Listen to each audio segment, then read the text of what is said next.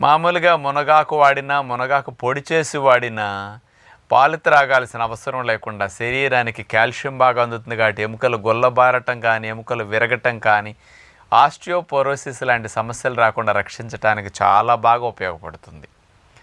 అంటే అందరికీ ఈ 2 లాభాలే ప్రధానంగా తెలుసు ఇన్నాళ్ళు నేను చెప్పటం వల్ల. ఇంకా ముఖ్యంగా చూస్తే ఇందులో ఐరన్ ఎక్కువ ఉండటం వల్ల రక్తం తయారీకి కూడా మునగాకు చాలా బాగా పనికొస్తుంది.